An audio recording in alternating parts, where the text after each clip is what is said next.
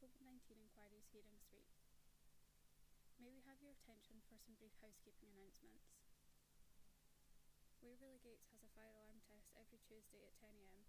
If the alarm sounds at any other time, please make your way out the fire exit at the back left corner of the hearing room and down the staircase to your right, which will exit onto Colquhoun Road, the muster point for the inquiry. Please follow these instructions unless advised otherwise by a fire marshal, and if in doubt, follow the green emergency exit signs.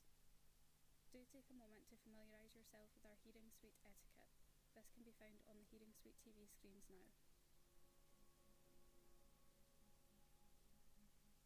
There is a cafe on the ground floor selling hot drinks and snacks, but we kindly request that you only consume water in the hearing suite. You can help yourself to water in glasses, which you can find in the kitchen next to our reception desk. Inquiry staff are wearing orange lanyards. Please approach them if you require assistance. Please ensure that your phones, laptops and any electronic devices are on silent mode. Device screens may be captured on the broadcast during wide shots of the hearing suite.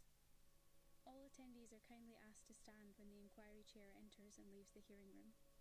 A member of the inquiry team will inform you when to stand. Please remain at your seats until the chair and witnesses have left the room. Thank you for your attention. The hearing will start in a few moments.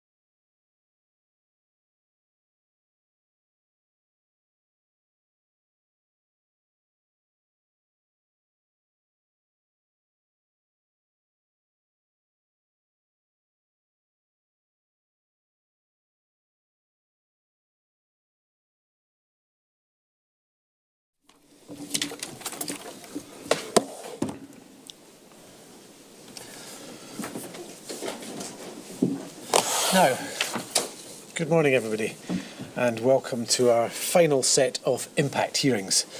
Before I hand you over to Mr. Gale, which I'm about to do, I'd like to thank all of those who have shared information with us already, whether that has been by providing a witness statement or documentation, or by engaging with us in Let's Be Heard, the Inquiry's public participation project.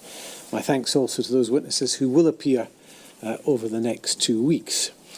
Transcripts of our hearings will be published on the Inquiry's website, along with the witness statements and documents. Any directions or orders, including restrictions orders that I have made or will make in the future, will also be published on the Inquiry website.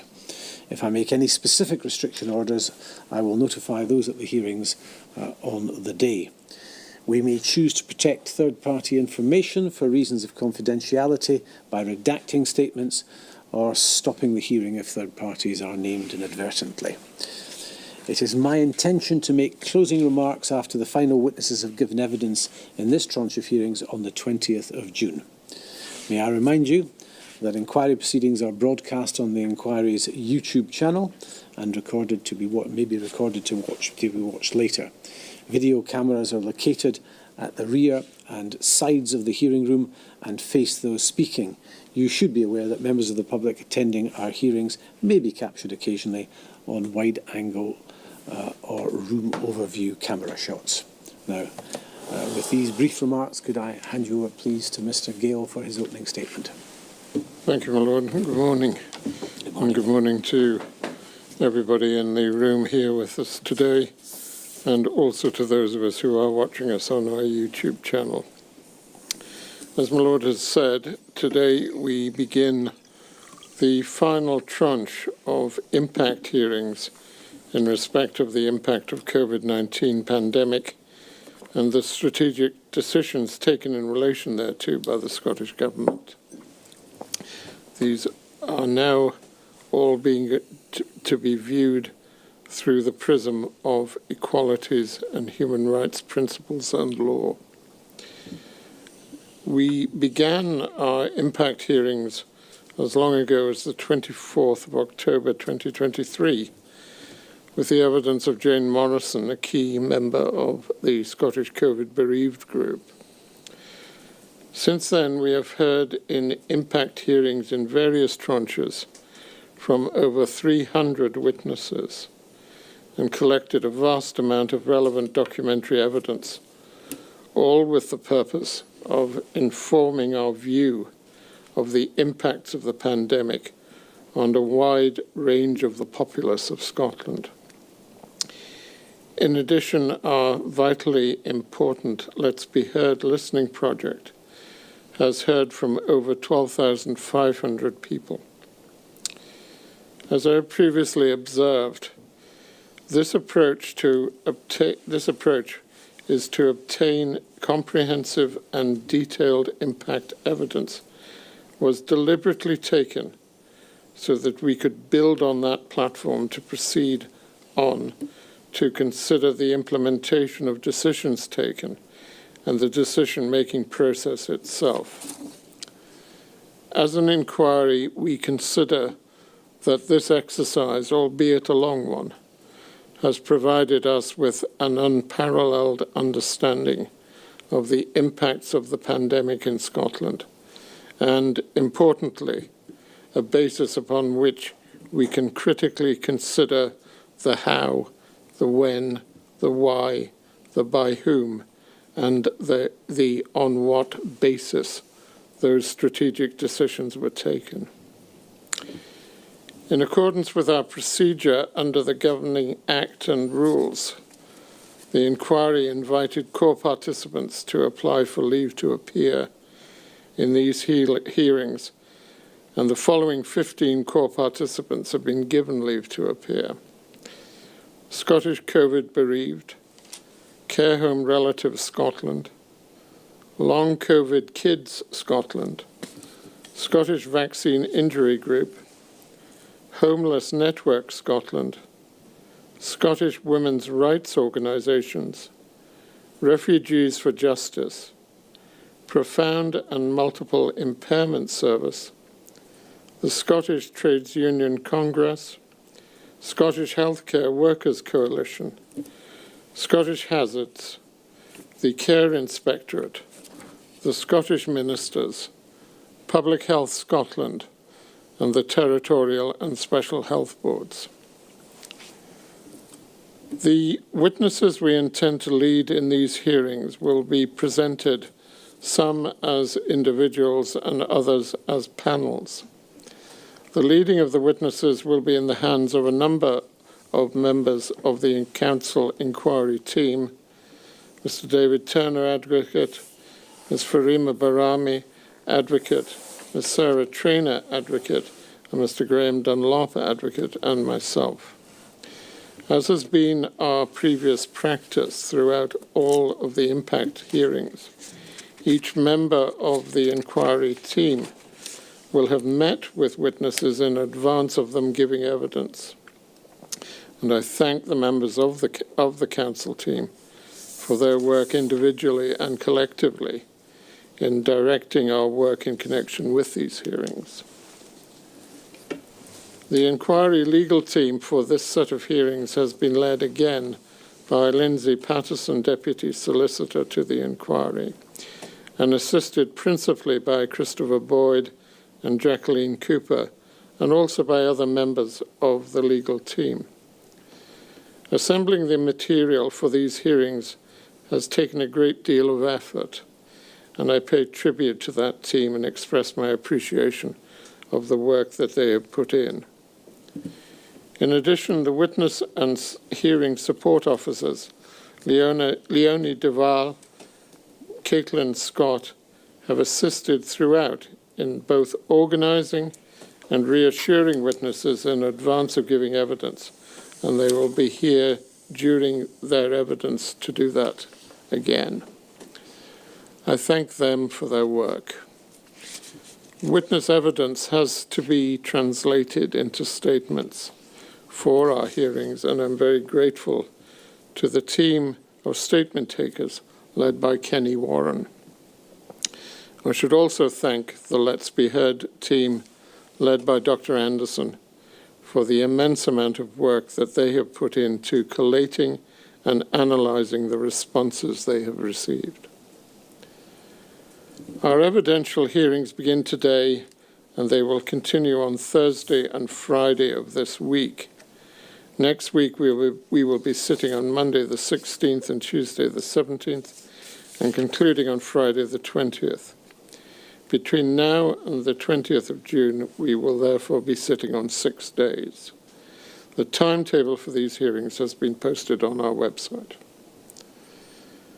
The inquiry has endeavoured to obtain evidence from a wide range of organisations that have an interest in equalities and human rights in Scotland, and in particular have information that they can bring to our consideration of the impact which the pandemic and the restrictions that came with it had upon the communities they represent, or of which they have particular knowledge. Today we will hear from 2 executive directors of organisations within the umbrella of the Scottish women's rights organisations, Close the Gap and Engender. This afternoon it has been advertised that we will hear from a panel, but in fact, due to circumstances beyond anyone's control, we will only be hearing from the representative of the Showmen's Guild of Great Britain, speaking to the impact on the travelling community. On Thursday morning, we will hear from the Senior Parliamentary and Policy Officer of BEMIS, and also from a panel of 4 representatives of the Central, Grampian, Fife and West Regional Equalities Councils. On Thursday afternoon, we will hear from the Public Affairs and Policy Officer from the Coalition for Racial Equality and Rights. On Friday, we will only be sitting in the morning, and we will be hearing from the Chief Executive Officer of Disability Scotland and a panel comprising the Chair and Chief Executive of PAMIS. Just to be clear, we will not be sitting beyond 12:30 on Friday. Next Monday, the 16th, we will only sit in the morning between 10 and 11:15 to hear evidence from a panel comprising the Policy and Campaigns Officer for the Equality Network and the Policy and Public Affairs Officer of Scottish Trans. On the morning of Tuesday the 17th, we will begin with a panel of 3 representatives of the STUC Equalities Committees. One of those representatives will attend remotely, and also from the Head of Policy and Engagement of Inclusion Scotland. In the afternoon, we will hear from the Associate Director of Policy, Communication and External Affairs for Age Scotland. On the final day of our evidence, we will look at the other end of the age spectrum, and we will hear in the morning from a panel of 3 representing the interests of young people, and also from the Chair of the Scottish Human Rights Commission. In the afternoon, our last witness, and the last witness in all of our impact hearings, will be the Head of Scotland of the Equality and Human Rights Commission. Can I end by reminding core participants that your Lordship issued a direction on the 2nd of May of this year regarding closing statements applicable to the hearings which we have had in relation to the impacts on the justice system, worship and life events, and equalities and human rights. In brief, closing statements in respect of these hearings can be submitted no later than noon on the 18th of July of this year, and core participants are directed to the terms of Appendix 1 to that direction for guidance on the matters which the inquiry would find particularly helpful. Lord, those are my introductory remarks. Thank you very much indeed, Mr. Gale. Right, we'll have a gap now before we start the evidence, and we're scheduled to come back to commence the evidence at 11:45. So until 11:45. Thank you.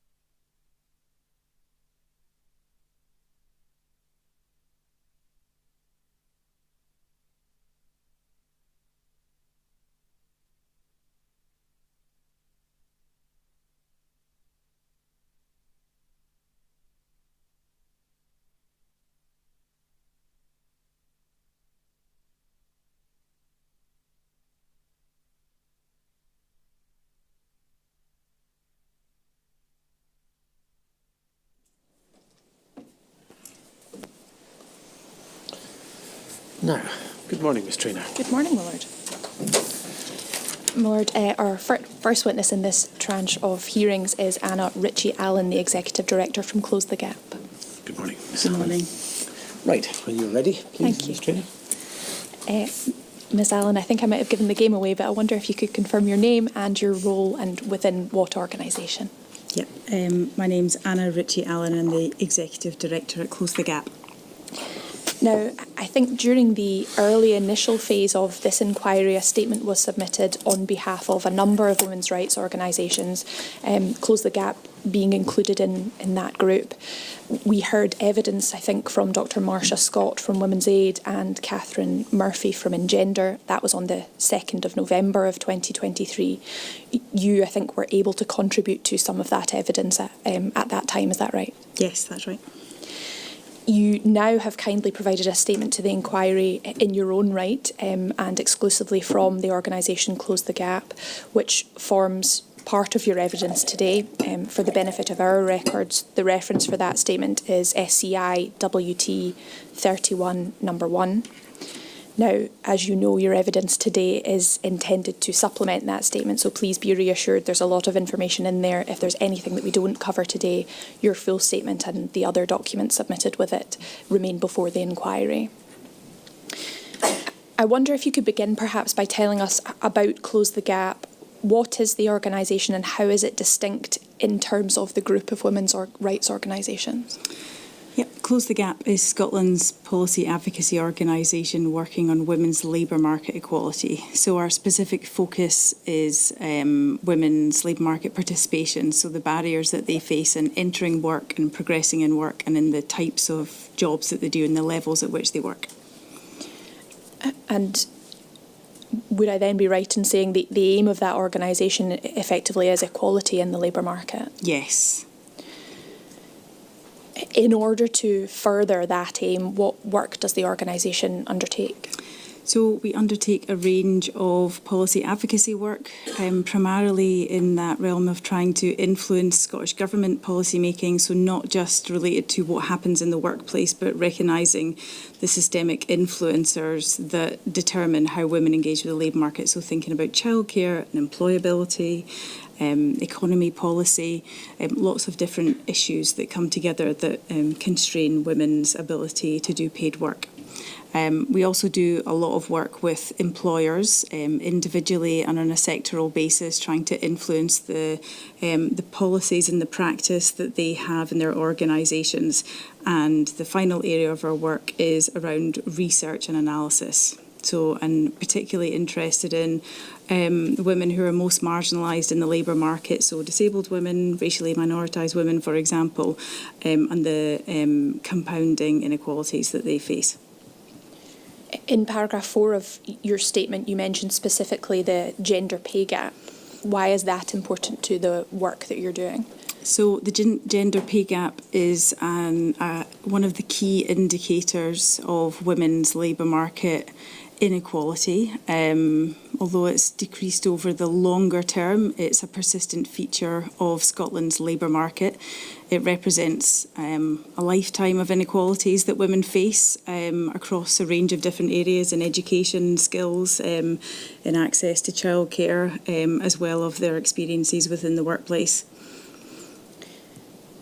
In terms of the statement that you've provided to us, your organisation, I think, quite clearly has taken some time and in some detail has conducted an analysis into the impact of the pandemic on the women's labour market.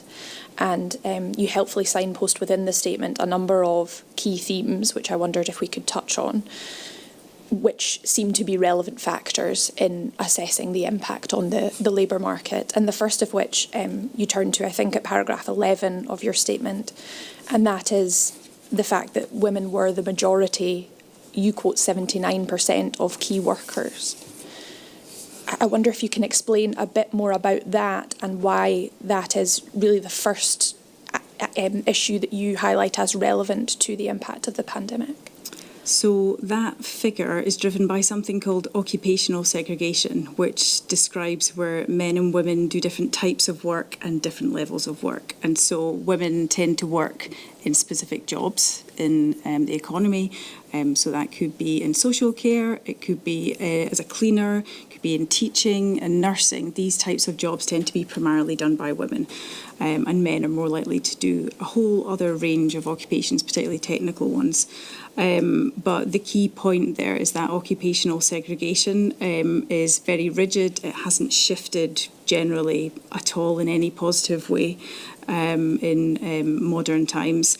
And it's important for this because those jobs which women are concentrated in tend to be low paid, undervalued in terms of pay and terms and conditions, and largely part-time. But as I'm sure we'll come to, it's those jobs that were particularly important to a successful response to the pandemic. In terms of that, I think that is a key theme which really runs throughout the tenor of your statement, and your evidence is that women are in jobs predominantly which require them to physically be present within the workplace, and that happened during the pandemic. You then go on quite pertinently to talk about school and nursery closures, and that then having a knock-on effect on women's equality in the labour market. Again, it might be fairly obvious why that has a disproportionate impact on women, but can you perhaps expand upon the effect that had? Yeah, so one of the key drivers of women's labour market inequality is the fact that because of gender norms and stereotypes, women still do the majority of unpaid caring. So whether or not that's for childcare or for older people or disabled people. So there's the assumption that women will take that on, and many women do. And because of that, many women have to work part-time. But even allowing for formal paid-for childcare, there's still a lot of unpaid care for children that goes on in the home. So that's a really significant factor in relation to school and nursery closures. And so when schools and nurseries were closed, what we saw was a wholesale transfer of unpaid care from the state into largely women in the home. So many women were having to do additional childcare, supervising home learning, while at the same time trying to do paid work, often with little or no flexibility from their employer, particularly in the early days. And that's just for the women that worked from home. There does tend to be a kind of dominance of that narrative that everyone was working from home during COVID. But actually, when you look at the data, it's actually only about just over 40% of the workforce were working from home. Go back to your point about key workers, is that many of those women who are working on the front line aren't able to do jobs from home. So most women who are nurses or social care workers, you can't do that work from home. So it meant that they were out in their communities or in hospitals or in care homes doing that work. And of course, when the schools and nurseries were closed, that created additional challenges and stresses and inequalities for women. In terms of the statistics that you provide within your statement, am I right in getting a sense that perhaps initially some of that was undertaken by men in a slightly more equal capacity, and with time it perhaps tailed off? Yes, that's right. So what the research shows is because men were more likely to be furloughed in those very, very early months, is that more men were at home. And they did tend to be doing, if they weren't working, more of the childcare, more of that unpaid work, but that wasn't sustained. And so it didn't result in, any significant changes in the unequal distribution of unpaid work, so childcare, supervising home learning, and actually that burden fell to women quite significantly. At paragraph 16 of your statement, you tell us in what to me seems fairly stark terms that in your view, this created a regression on gender equality gains that have been made in recent decades. Absolutely. I mean, I think that really showed a regression of rights that had been won over the years, where women had more ability to go out and do paid work. They were able to access formal childcare, which gave them more economic independence. And when all of that is stripped away, that the default position was women to be doing their job from home if they were able to do that, but also to be responsible for making sure that their children were doing schoolwork if they had some, or looking after younger children, and also doing, you know, all the unpaid work, the domestic labour as well. I will go on to ask you, I think, about what might be perceived as the longer term impacts of those changes. But first, I wondered if we could turn to paragraph 17, where you talk about a further disproportionate impact on intersectional groups of women. The first of which you discuss is racially minoritised women. What uniquely are the impacts on them compared to the wider female population? So we can talk generally about the inequalities that women experience, but once you start looking at women who are most marginalised within the Scottish labour market, so disabled women, racially minoritised women, women who are single parents, women from lower socioeconomic backgrounds, is that they tend to experience intersecting and compounding inequalities. So racially minoritised women, for example, are more likely to be in low-paid, undervalued and insecure work, more likely to be in a sector during COVID that was shut down or affected by restrictions. And so really at that sharper end of the impacts of the pandemic. And also important to note that those women who are most marginalised were already more likely to be at risk or experiencing poverty, whether that's in-work poverty or poverty more generally. And so the safety net that was there and the security from the labour market before COVID that was put at risk really pushed more women into poverty and their children. I think in paragraph 18 specifically, I was interested in your observation that the data you have collated found that black and ethnic minority women and disabled women were significantly more likely to say they were unfairly selected for furlough.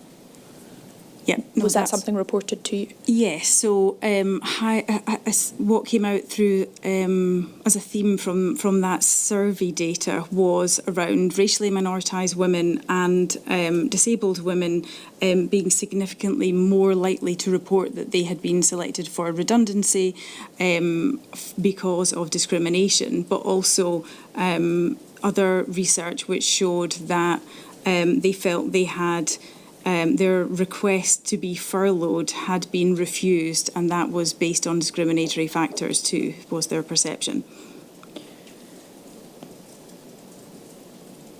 You then go on, I think, to discuss young women and the particular impacts on them as an intersectional group in their own right. Can you perhaps summarise, I think you do in paragraphs 19, 20, 21 and 22, some of the issues which you saw perhaps disproportionately impacting young women specifically? Mm-hmm. So the immediate impacts of COVID on women, I think young women showed up immediately as experiencing those immediate acute impacts. Young women, and particularly young racially minoritised women, more likely to be on low income, more likely to be engaged in precarious work, which had an effect on their finances, obviously. And the survey work that we did found that young women were also more likely to experience increased anxiety and mental health problems. Looking at furlough specifically, the survey found that young racially minoritised women were also less likely to have had their furlough topped up. So the furlough scheme left down to the discretion of their employer whether or not to top up, which means the furlough was provided at 80%. And across the board, the evidence tends to show that women as a group were less likely to have had their furlough topped up to 100% by their employer, which is indicative of the sectors in which they work, which tend to be low paid and precarious. And when you think about that in the context that many of these women are working in low paid jobs that are paid well below the real living wage, so getting 80% of what was already low pay obviously had significant implications for in-work poverty and for financial security. You talk in paragraph 20 about young women particularly feeling, certainly because this I think is a survey result, that they had not been able to access training, development and employability opportunities compared to men. That was a particular issue during the pandemic, or? Yep, that was something that came out as a theme there. And I think we can look at young women again as that group and the inequalities that they face, or the expectations on them being carers, for example, that presented as a barrier to accessing opportunities when they did arise, and looking at their male comparators, for example, where generally caring responsibilities were not cited as a reason to access training. So it's thinking about those longer term implications as well, not just what happened at that moment, but really what does that mean for younger women longer term if their opportunities were constrained during COVID. You then go on at paragraphs 23 onwards to talk about the sectors which were most affected by shutdowns and restrictions, and overwhelmingly the evidence being that those sectors were the sectors in which women predominantly worked. Can you help in general terms about those types of sectors and then how that might have impacted the workers within them? So women are overrepresented in hospitality and retail, for instance. Much of hospitality, and both those sectors experienced shutdowns and restrictions, which meant that many of those workers were furloughed. They're also generally low paid and often precarious work in those sectors, in spite of the fact, so retail workers, obviously there was essential retail workers that continued to work through them. But again, I think those jobs tended to be undervalued, even though the workers were delivering essential services. So we saw women not just being overrepresented in those sectors as key workers in terms of health and social care, but also feeling disproportionate disruption because they're overrepresented in shutdown sectors as well. So there's really disproportionate, I think, impacts there to be acknowledged. If we're talking about sectors being shut down, then that necessarily leads to questions, I think, about furlough and who was being furloughed and who was asking to be furloughed, and perhaps who wasn't asking to be furloughed. You then, I think in paragraph 26, go on to mention effectively there was no right to be furloughed, and so there were situations where employers were reluctant to furlough, particularly women who had asked to be because of their caring responsibilities. So, I mean, the furlough scheme itself obviously presented security to many people across the board, unprecedented of its kind. But the design of it that was done by UK government, I think, clearly exposed the lack of consideration about the way that women engage with the workplace. So when it was originally designed, it did not take account of women's caring responsibilities. And so there was a big demand from women to be furloughed on that basis. But a condition of a provision of the programme itself is that there was no right to be furloughed. So this is the employer and the employee had to agree on that. But really it came down to the employer. And so many women reported feeling quite desperate at having to do their job at the same time, as well as managing those demands that we spoke about earlier in terms of childcare, supervising home learning. And research from the TUC showed that 7 in 10 women had their request to be furloughed refused. So it was emerging as a real significant problem.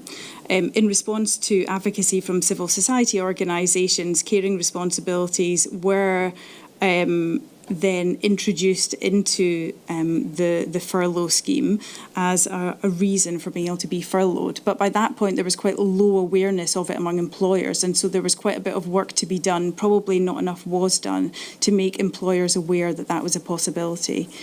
And then further on, there was another addition made to it in terms of part-time furlough, or flexible furlough it was called, because many women tend to work part-time anyway. And when you're having to do unpaid work on top of your paid job as well, that would have been immensely helpful for women in the early days, but that was not built in. And again, that does speak to the lack of gender analysis and designing policies and thinking about the constraints that women face in the labour market.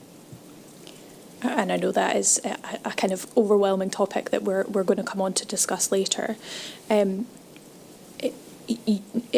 terms of furlough, you also mentioned, I think at paragraph 30, what effectively might be seen as almost a furlough through the back door, because you say there's evidence that some women had an involuntary reduction in hours during the pandemic. Is that something you observed, and why was that?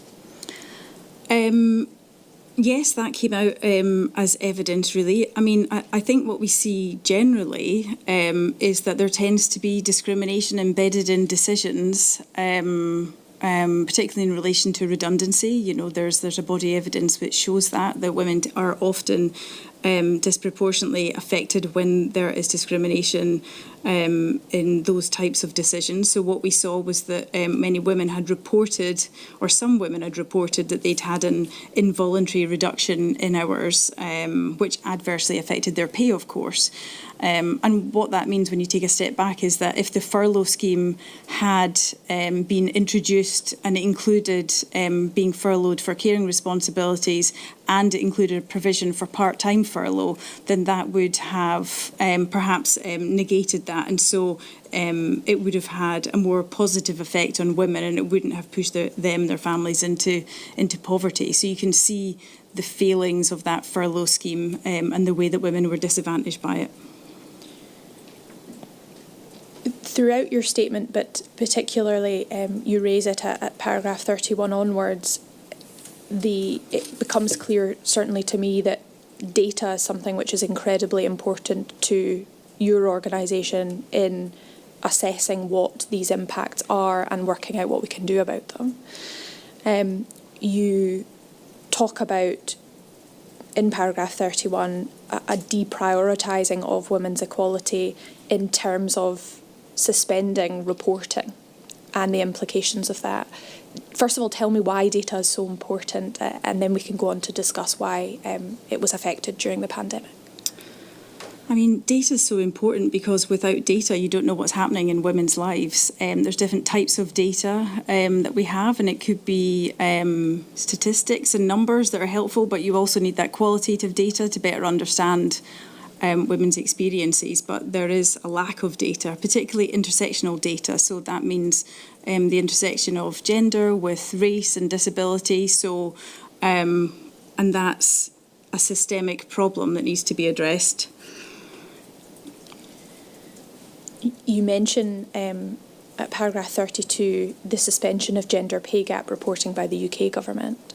Mm-hmm. And that being, I think, something which you, in your view, negatively affected the information that then we received. Why is that? So, so employers have to report their gender pay gap, and during COVID, the UK government and the Equality and Human Rights Commission decided that they would suspend gender pay gap reporting because it was perceived to be too burdensome from employers at that moment. We challenged that view on the immediately on the basis that it wasn't burdensome because many employers had already published or were in the process of publishing. But the wider and more significant issue is that very visible deprioritisation of gathering data and understanding women's experiences was deprioritised, and that sent a very clear signal to employers that at times of economic crises and national crises, that gender equality is something that doesn't matter. It's more of a nice to have rather than needs to be absolutely central to decision making. So the clear message to employers was now is not the time to be thinking about the inequalities that the women in your workforce are experiencing. Never mind that, we'll come back to that once the pandemic's over, rather than thinking, no, absolutely now is the time. What's your data showing? What are the women telling you in your workforce? So it's very symbolic, and it's not new either. So we've seen in history this happens before, even thinking back to the 2008 financial crash. We've seen it with COVID, more recently with the cost of living crisis. There's a general view from decision makers that when things are tough, when the economy's in trouble, now's not the time for gender equality, when actually the opposite is true. An example I think you give at paragraph 33 pertaining to the Scottish Government is that at the time of the pandemic there was work being undertaken to reform the public sector equality duty, and that work was, I think, put on pause as a result of the pandemic and resources being focused elsewhere. Yes, so the public sector equality duty is the primary regulatory framework for equality in Scotland for the public sector. And despite its prominence there, it's actually quite low profile relatively. So there's been specific duties on employers for more than a decade now, including doing equality impact assessment, doing equality mainstreaming, reporting gender pay gaps, reporting occupational segregation information, so full of potential. But despite the significant potential when it was introduced, it hasn't really resulted in the transformational change that was expected. The main difference about it is it's not just about tackling discrimination after it's happened, but there's a strong proactive element. So there's a duty on public bodies to think about how they can advance equality, not just waiting for discrimination to happen. Without thinking about what actually happened in reality, that framework is there so that the public sector should have the capacity to respond to things like pandemics, thinking about what needs to happen so that, one, inequality isn't worsened, but how can we make sure that there is equality advanced between, for example, women and men. I will come on, of course, to ask you about whether you think that was or was not successful during the pandemic in terms of equality impact assessments. But first, I wonder if you, in your statement, you deal next with women's occupational health and safety now because of the charity's links to the women's labour market specifically. I wondered if you would be best placed to answer questions about, we have heard evidence about PPE, personal protective equipment, and there being difficulties in the procurement and in the retention and the quality of that equipment. But specifically, what were the gender issues with PPE? So I suppose some general comments on occupational health and safety, first of all, is that it tends to be seen in a very narrow way. So historically, it's tended to be perceived as health and safety in the workplace is very got a kind of male-dominated lens upon it, where we tend to think about one-off, quite catastrophic explosions in certain industries. But actually, women's experiences of occupational risks and ill health tend to be different, so more likely to experience musculoskeletal disorders, mental health issues, for example, because of the type of work, so social care, nursing, for example, but also more likely to have those mental health challenges because of their overrepresentation among frontline workers, and that's directly relevant to COVID in particular. So in terms of PPE, there's a lot of evidence which shows that PPE tends to be designed, so whether or not that is in terms of health and safety equipment or it's like masks or uniforms, it tends to be designed around a standard sort of default male body. So that there's a significant body of evidence which shows that PPE often doesn't fit women properly, which means that it's not safe and it's often uncomfortable. So that in itself was quite significant. Obviously, there was an immense focus on the provision of suitable PPE and masks in particular. So what emerged was some significant concerns. So, for example, coming from trade unions such as the Royal College of Nursing and from UNIS as well, about the lack of PPE, not just the lack of appropriately fitting PPE, but the lack of PPE in general.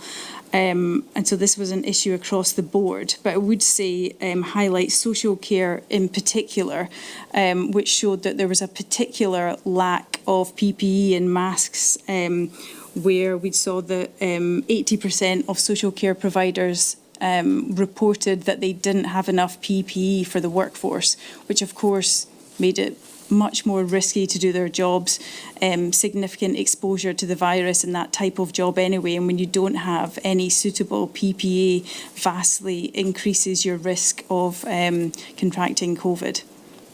And I think you go on to tell us at paragraph 37 that the reason why this is particularly important for women is, you've already told us, there are 79% of key workers, and in particular the health and social care sector is disproportionately a female-based workforce. Yes, massively. 85% women, and again, working in really low-paid, undervalued work, often really poor terms and conditions. But looking at different data sets, the majority of employer COVID disease reports related to women. So women were more likely to catch COVID, more likely to die from COVID as a result of catching COVID at work. So that's really significant, I think, in terms of the risks that women faced as workers, and so were denied the adequate protection from their employers, but also at the national level where there was not an appropriate supply of PPE. And some sectors, such as social care, appear to have been less of a priority. Things, of course, the situation in the NHS was, of course, not good as well, but I would highlight social care in particular, which I think speaks to that wider point about social care as a job and as a sector as being undervalued in the economy. And the reason that it's undervalued is because it's mainly women that do that work. So it's not perceived to be important work because aspects of it are historically associated with doing that type of work in the home, which is why it's not very, it's why it's low paid. The last impact that you specifically deal with, or almost a last acute impact that you deal with, is in terms of pregnant workers, by necessity a female-based issue. And you say that during the pandemic, 1 in 4 pregnant women and women on maternity leave reported experiencing discrimination or less favourable treatment at work, including being singled out for redundancy or furlough. Can you tell us about the experiences that were reported to you of pregnant women particularly? Yep, so this is another specific group of women that had reported experiencing discrimination and as less favourable treatment, as you'd mentioned there.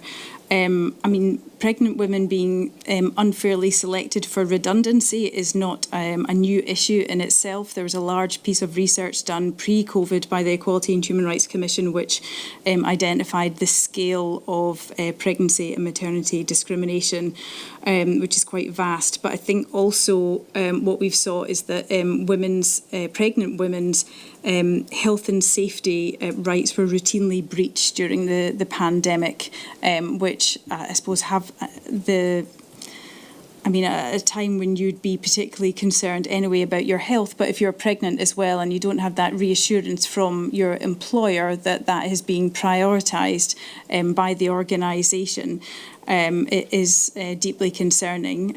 What the evidence showed as well was that low-paid pregnant women were twice as likely as women who are higher earners to have lost pay and been forced to stop work. So again, those kind of compounding inequalities from women who are most marginalised within the labour market. We've focused so far, I think, on the particular acute impacts felt by the pandemic, but I wondered, you've told us already how important data and statistics are to your organisation and to your work. At paragraph 48, you conclude that essentially women's employment was disproportionately disrupted during the pandemic compared to the male sector of the population. What were some of the general trends, perhaps more in the long term, that the organisation has observed? So there's absolutely, and it's quite clear that women's employment was disproportionately disrupting. So some of the trends, as I mentioned initially, it seemed like young women's employment would be more affected, but what we saw across the course of the pandemic and since then is it's older women who have been particularly affected. For example, there have been increasing economic inactivity rates, which means that women who are not able to work for different reasons. And one thing I would note is that since the pandemic, for the first time, the main reason for older women reporting that they're not able to work is because of ill health and not because of caring responsibilities, which tends to be the main reason across the board. And that's quite significant. So it is difficult. I think causality is complex, but there's a clear correlation there between the two. And so older women, and particularly reporting, those conditions that I'd mentioned before, increased mental health conditions, physical health conditions such as long COVID. So women are more likely to have long COVID, and older women in particular. And the musculoskeletal disorders that are associated with the types of work that women tend to do. But the mental health, increase in mental health problems is particularly prevalent there. So the longer term impacts are very significant. It can feel like sometimes, maybe not in this room, but outside of that COVID was a long time ago, but actually there's women that haven't been able to return to work, or they've had to give up work because they're now having to do caring for someone. And then there's a bit of a chicken and egg situation there, because that in itself can cause poorer mental health. And the economic inactivity rate that's notably high for older women just now is very problematic within the current context, where we see the UK government introducing policies that will cut disability benefits and for people who are economic inactive, which will have a clear significant negative effect on women who are disabled, older women, all disabled women, and the narrative that that there isn't a problem there to be seen, and that actually women should just get back and get a job, when that's not actually the case. And so the impacts, it's a real legacy of COVID, I think, that people have been left with experiencing trauma from having worked on the front line and delivering services, being left with physical health conditions such as long COVID, and that hasn't really been addressed. Do you think we are now able to see the full extent of it, or will that take some years to come?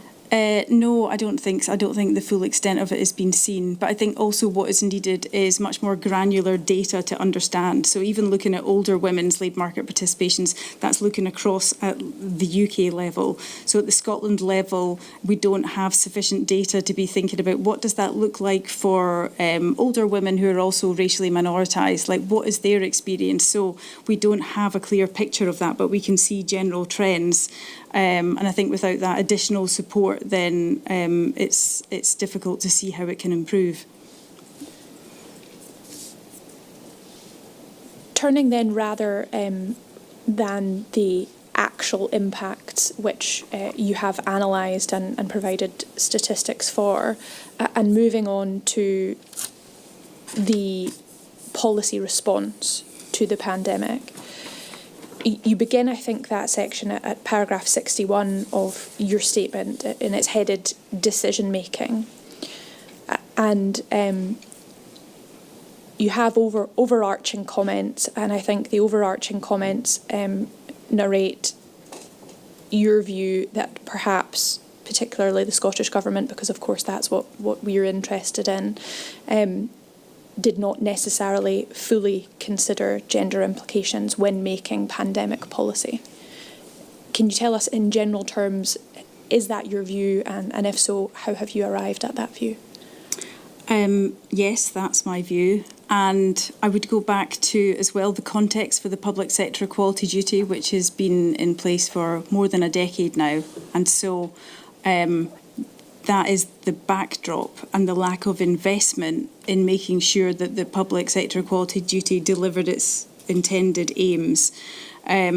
We did extensive work trying to influence Scottish Government policy in response to COVID, which was an extension of work we were already doing. It preoccupied, I think, almost all of our time, and so attempted to influence the shape of policy and decision making in a range of ways, and saw in practice, I think, how little women's experiences were taken into account, particularly when policy was being made at such a fast pace. But even processes that had been put in place, such as equality impact assessment, became completely pointless and were disregarded or didn't really have any impact at all. You go on in your statement, and I think it's helpful to set out specific examples where you think, in terms of that policy, equality was not at the forefront of policymakers' minds. The first one is in terms of, this begins at paragraph 68, something called fair work. I wonder if you can talk about what is fair work and what were the gender-based issues with it. I can talk about that. I suppose just one thing to add actually before then was around, so one of the requirements of the public sector equality duty is something called equality mainstreaming, which is a kind of central point within that duty. And as women's equality organisations, we talk about gender mainstreaming, which is an internationally recognised strategy for centring gender equality and women's needs within policy. So the aim of it is to make sure that women and gender equality are centred in every aspect of policy making, so and from legislation and policy and programmes, and there's a range of tools and infrastructure and processes to make that happen. So public bodies are required to do equality mainstreaming, which by definition would include gender mainstreaming. And that's a real central point. And so what we've seen with the duty and with COVID in particular is that there was no evidence of that happening, absolutely none. And we still say that was the case across the public sector. So looking at specific issues, you'd asked about fair work. So fair work is Scottish Government's flagship policy to create fair work in Scotland. So making sure that employment is fairer for everyone, is, I suppose they would how they would describe it. Historically, we have had, I suppose we would like to see women more centred in that than they are. But for fair work in general, we did quite a bit of work with Scottish Government trying to influence various aspects of their response in relation to fair work that would enable better practice from employers.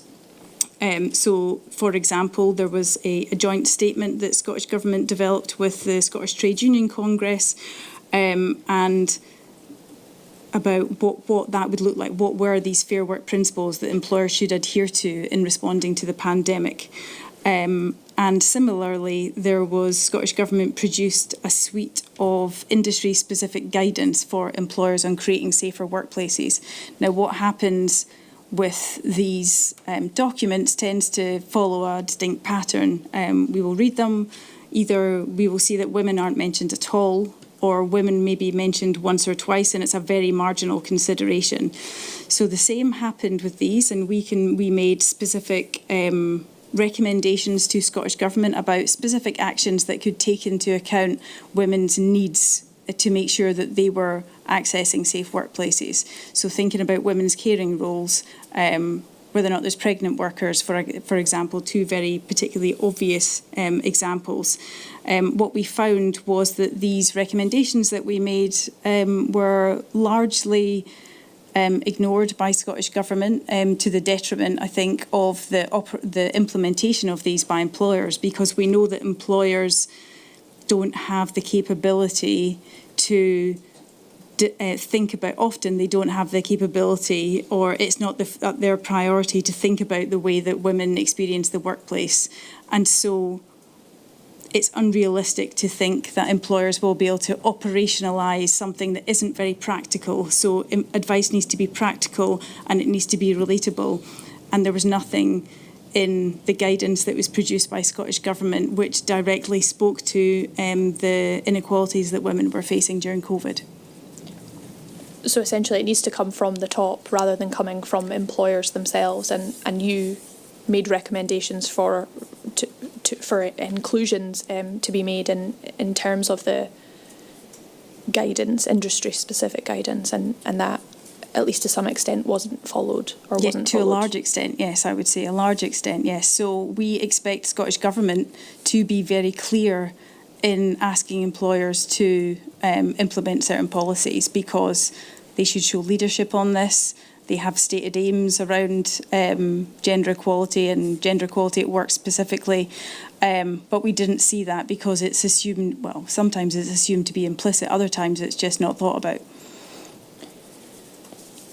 One of the most well-known policy decisions which was taken at the very onset of the pandemic is the closure of schools and nurseries.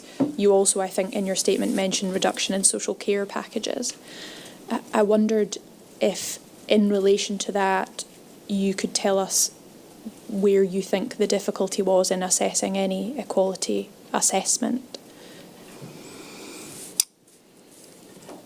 So there's a common thread. I think we've read many equality impact assessments, and during COVID spent quite a lot of resource dedicated to sharing evidence, sharing analysis of what the difference would be if policies went ahead. So the closure of schools and nurseries, as I'd mentioned, would have a significant impact on women's ability to do their jobs, for example, but also thinking about what that meant for women who worked in schools, not just teachers, but cleaners, for example, and support staff. So there's some really clear gendered implications because the workforce is so dominated by women.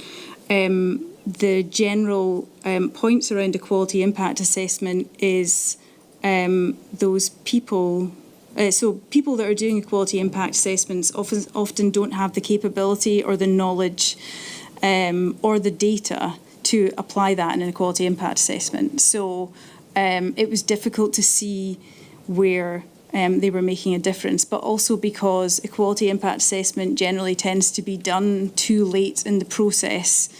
It's supposed to be done at the start, but it tends to be done either during or after the fact, which makes it difficult to, once a policy's already been designed and implemented, what's the point of the equality impact assessment? And so going back to that investment point, there hasn't been the investment by the public sector, including Scottish Government, in making sure that organisations have the capability and the skills in order to do equality impact assessment well, and that there's somebody held accountable for them.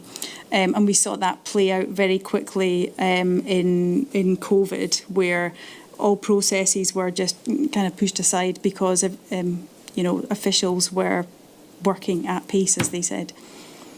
I think taking from Catherine's evidence, which was given in November of 2023, I think the way it was put then was equality impact assessments, or equality generally, should really be baked into the cake rather than the cherry on top. I think that is that the kind of what you're talking about?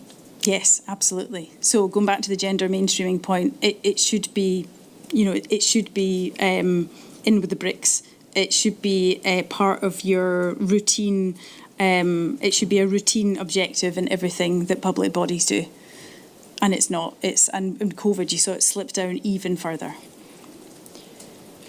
Given that slipping and given your organisation's interests in furthering those issues and perhaps pointing out some of those deficiencies, what then did you require to do during the pandemic? What representations, for example, did you require to make to the Scottish Government? And I think you deal with that beginning at paragraph 78 of your statement and from there.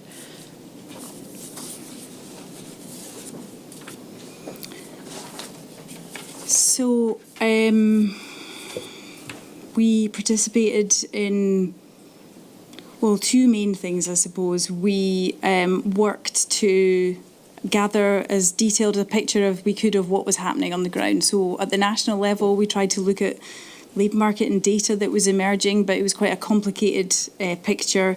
We also, because we do extensive work with employers so we saw that same problem where work that we've been doing with employers was completely halted.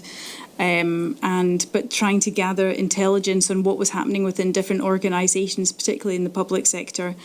And then we worked to try to influence Scottish Government in a really fast-moving policy environment where decisions were being made very quickly, but ultimately without thinking about what the impact on women would be very often, not all the time, I would say.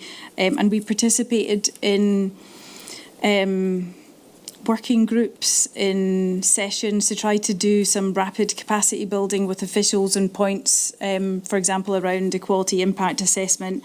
And then we developed guidance for employers. We provided advice to a range of different organisations as well, and then ultimately published our own research about that disproportionate disruption on women's employment a year on.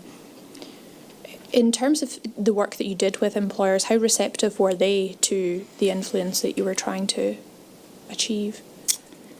So I think the people, our contacts within organisations were receptive to that, but that was also within the context where we do a lot of work with local authorities and NHS boards, but local authorities in particular, many of them who primarily work on equality or on violence against women were redeployed to work in COVID hubs. So the work that they would normally have been doing around equality, that wasn't being done because they had been redeployed into work in other areas. So that was a bit of I suppose that was a concern. The guidance that we did produce was well received, I think, but I think that within organisations such as local authorities, the people who tend to be leading on this work were dealing with their own challenges, and they themselves were also dealing with the issues that came up from schools and nurseries being closed. Most of these people are women as well, and so they were dealing with the very problems that we were writing about and trying to provide advice on. So it was a massively challenging situation.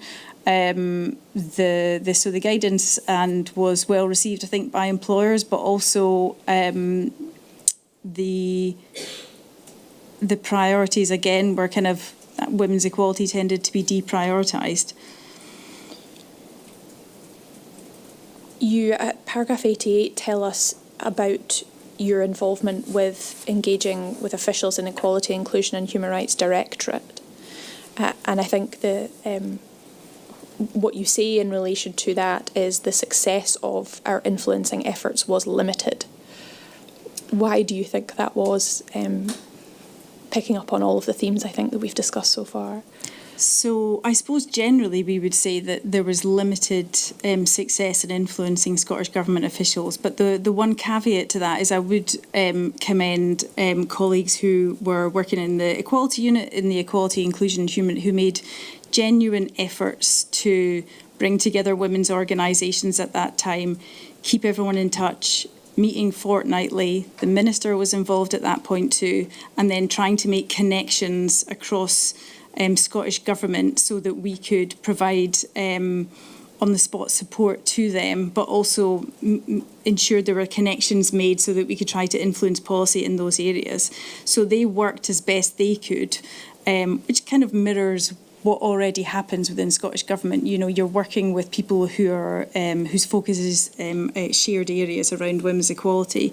But I think more broadly, what we see within that organisation, and probably is that within Scottish Government, the Equality Unit is under-resourced, and women's equality officials are under-resourced and have got more work to do. And we saw that within COVID as well, is that, again, Scottish Government as an organisation didn't have the infrastructure and the tools and the processes in place to do that mainstreaming work.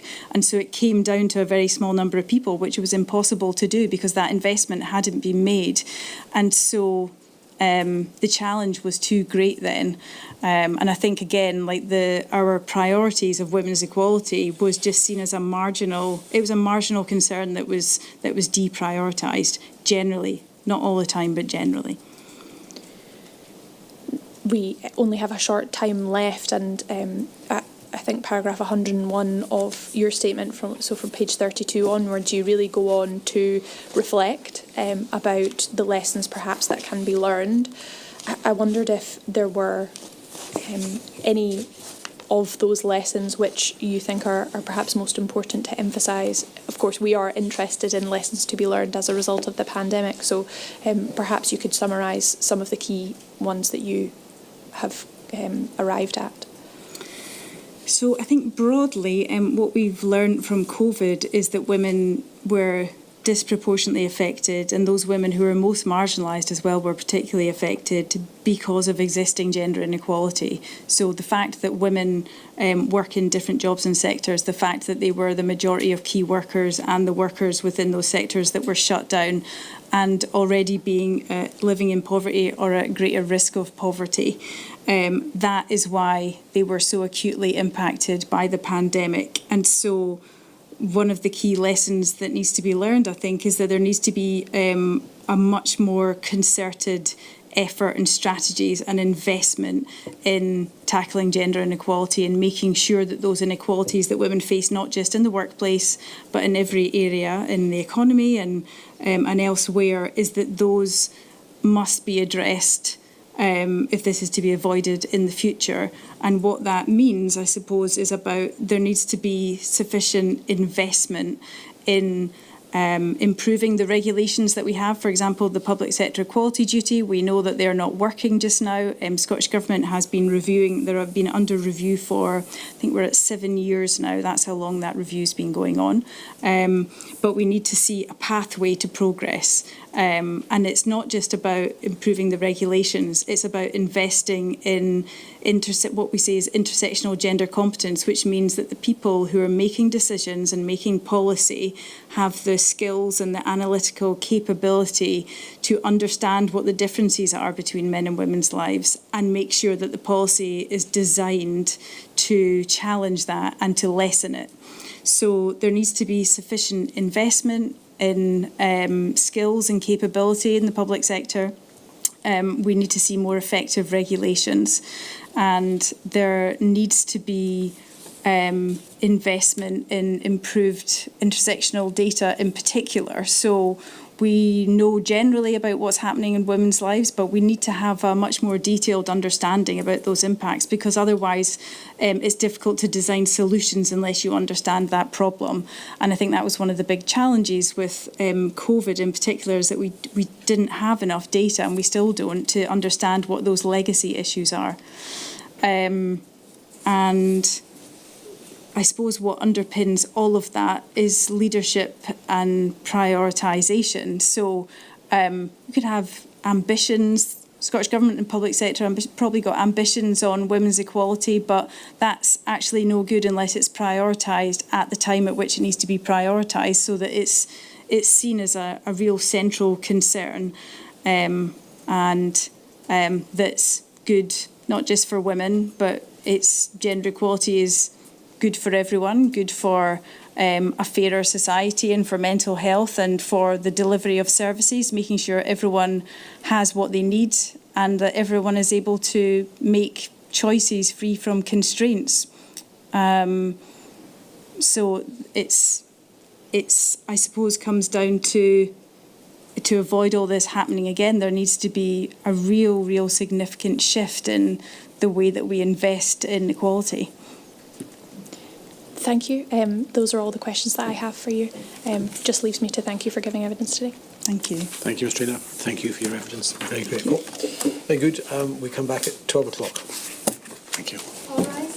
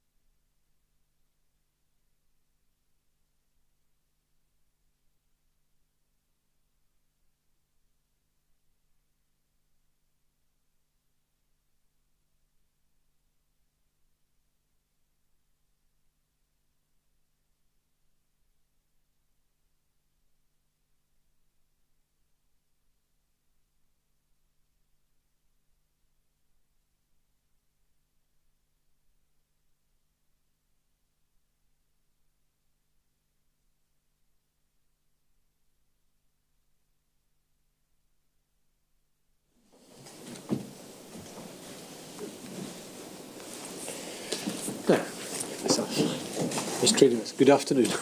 Good afternoon, Millard. Millard, the next witness is Catherine Murphy, Executive Director of Engender. Good afternoon, Miss Murphy. Good afternoon. Right, very good when you're ready, Miss Traynor. Thank you. Miss Murphy, I think we should start by acknowledging that you are familiar to the inquiry and that you gave evidence in November 2023 along with Dr Marcia Scott from Women's Aid as part of our initial impact hearing. So I'm grateful to you for coming back to assist us in what will be more detail with equality and human rights-based impacts. Now, on the previous occasion, I think the statement you provided, or that was provided for the purpose of that hearing, was on behalf of a number of women's rights organisations, but the statement was in the name of Dr Scott. You have since provided a statement to the inquiry solely on behalf of your organisation Engender, which forms part of your evidence today, and for the benefit of our records, the reference for that statement is SCI WT 99 and it's number 1. Now, on the last occasion you attended, you gave a short account of Engender, but for those of us who perhaps weren't present, can you remind us briefly what the organisation does and its distinct role in terms of women's rights generally? Sure. So I, as you say, my name is Catherine Murphy. I am the Executive Director of Engender. Engender is similar to Close the Gap. It is a national policy and advocacy organisation focused on women's equality in Scotland. Whereas Close the Gap is specifically focused on the labour market, we have a much broader remit. So we look at women's equality across a wide range of issues, so everything from health to financial security, economic participation, and a wide range of things in between. We also hold something of a kind of convening and facilitation function in the women's sector in Scotland. We work closely in collaboration with all of the main organisations within the sector, so with Women's Aid, with Close the Gap and others, and we produce research, we produce analysis, policy recommendations, we engage with the Parliament, with government.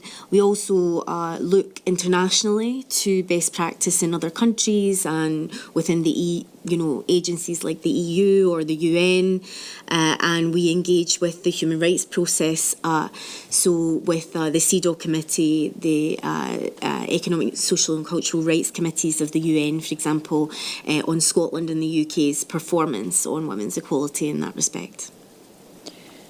You, I think, were present earlier when your colleague at Close the Gap, Anna Ritchie-Allan, gave evidence in terms of the issues faced predominantly in relation to employment and the labour market. So it's not my intention to repeat that evidence. But within your statement, you similarly tell us about various impacts in a number of areas during the pandemic, which I wanted to explore with you, if that's okay.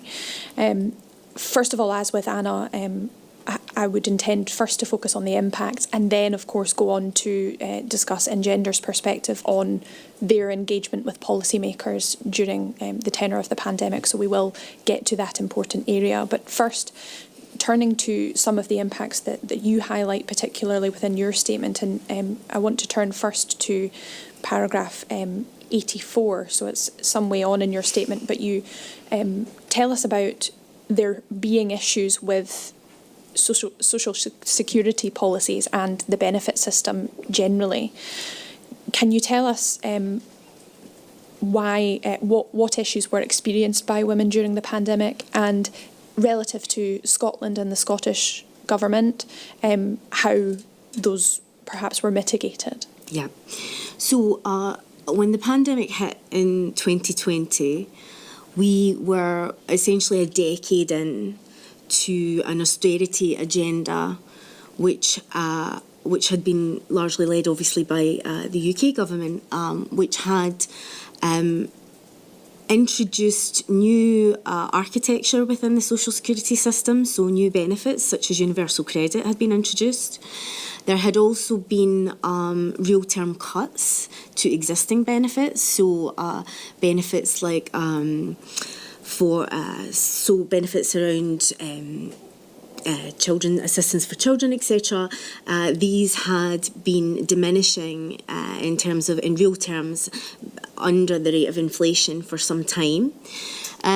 So we had saw very significant real-term cuts to women's benefits across the social security system for a decade. So an example of that was in 2008, the then government had put specific requirements on lone parents, the vast majority of whom are women, to attempt to find work when their youngest child was 12. By the time we reached 2015, that had been reduced to the age of 3. So lone parents, vast majority of whom are women, were required to seek work as soon as their youngest child turned 3. So there had been enormous pressure placed on women for a decade. And the universal credit in particular, just to very quickly touch on that if I can, there were all sorts of aspects of universal credit which were described by the UN Special Rapporteur on poverty as deeply, deeply misogynistic. So the two-child limit in particular has a very disproportionate impact, particularly on black and minority ethnic women who tend to have larger families, and also women from specific religious groups. And it also penalises women for being unable to anticipate what their financial circumstances will be years from now when they have, as they plan their families. So the two-child limit, but also the subsequent rape clause that had to be introduced to meet the needs of women who had had children as a result of sexual assault. The benefit cap is also something that disproportionately impacts women. And as I mentioned earlier, the child-related benefits had decreased and diminished. But there was a very scathing report in 2018 around the benefit system in the UK that criticised the UK government and went into great detail, particularly, say, for example, on the impact on disabled women. So when we got to 2020 and the pandemic hit, these were not unknown issues. Everyone was under no illusions that these were very much systemic discriminatory issues within the existing benefit system. So we went into the pandemic with that context for women. To just give you a quick statistic, the Women's Budget Group in the UK estimate that nearly 60% of the net savings that were made under austerity from benefits came directly out of women's purses, and they did not benefit from tax cuts in the same way that men did. So they were duly affected by that particular agenda. So to go to your question about what happened in Scotland, so obviously, there was some changes made where Scottish Government now has more devolved powers around social security, and there are mechanisms through local authorities, etc., that the Scottish public sector can make some impact in the social security space. So one of the things that the Scottish Government introduced in 2011 was a Scottish child payment, which I believe started at around £10. It's now up to about £26 a week, which was an attempt to mitigate some of the child poverty harms and the impacts on women and families that the reductions in child benefit had caused over the longer term. There were also other mechanisms that were brought in. Welfare one, the Scottish Welfare Fund, which is essentially a crisis fund, that was introduced.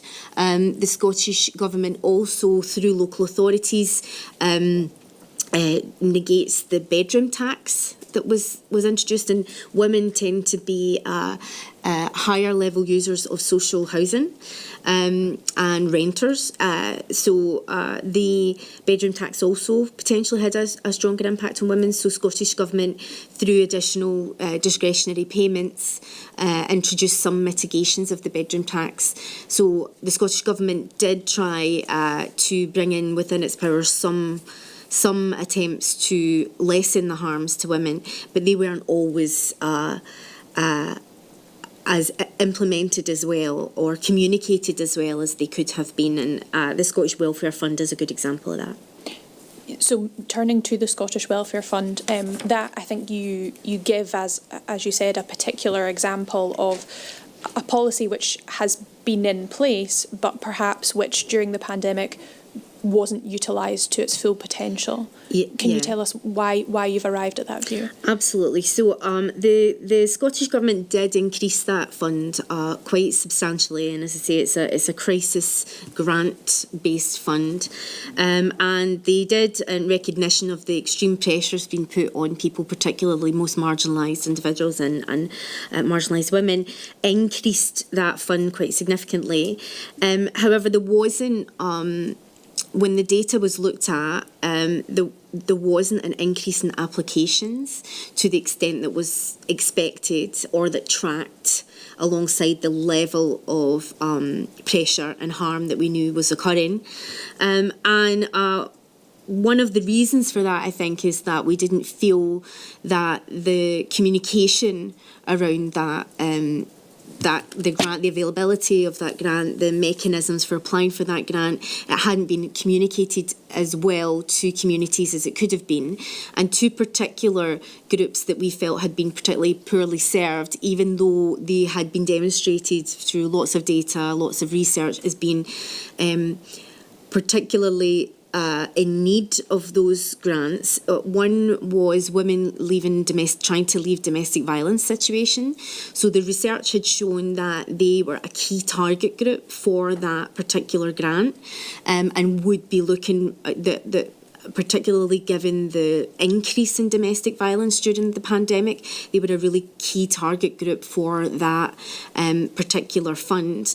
But they weren't, the information and the communication to that group and the guidance around how local authorities could reach those groups wasn't very strong. It wasn't articulated well.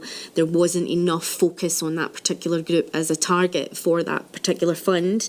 And the other group that we felt that there was a significant missed opportunity was carers, because we knew that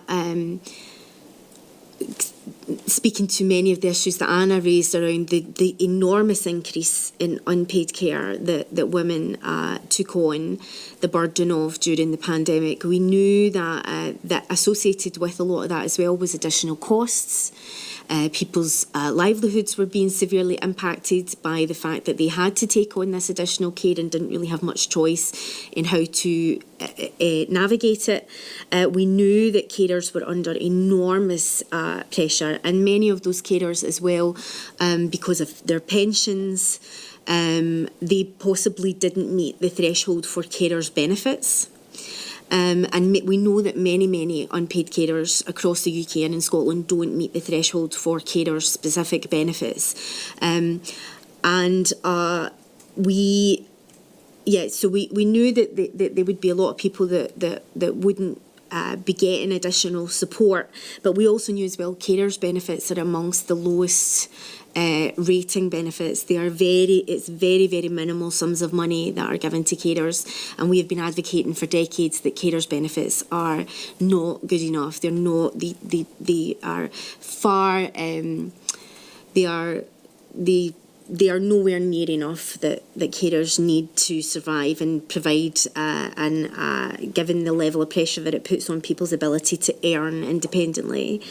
So we knew that carers weren't getting enough support through the benefit system. We knew they were under increasing pressure, facing additional costs. We knew they didn't have much options or flexibility, and we also knew that a lot of them wouldn't be getting even the available support.